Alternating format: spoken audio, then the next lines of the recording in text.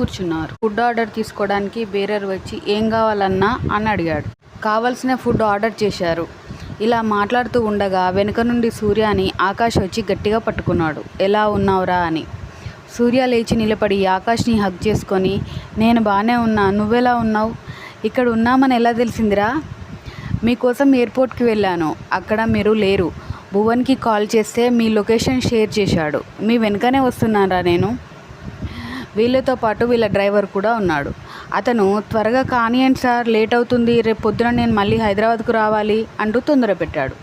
అందరూ కలిసి స్కూల్లో లంచ్ బాక్స్లు ఎంజాయ్ చేస్తున్నట్టు ఇక్కడున్న ఐటమ్స్ కూడా అందరూ ఎంజాయ్ చేస్తూ తిన్నారు. కొంత సమయం తర్వాత అందరూ వచ్చి బస్ ఎక్కారు. సూర్య తన ఊరి విషయాలు గుర్తు చేసుకుంటూ ముఖం మీద చిరునవ్వు చెదిరిపోకుండా కూర్చున్నాడు.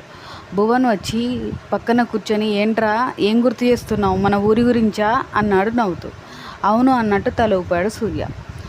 ఊళ్ళో అందరూ ఎలా ఉన్నారా? ఇప్పుడు సర్పంచ్ ఎవరు అంటూ ప్రశ్నల మీద ప్రశ్నలు వేస్తుంటే, మన చెరువు అలానే ఉంది, మన ఊరు అలానే ఉంది, నువ్వొక్కడివే ఊర్లో లేవని అంతే.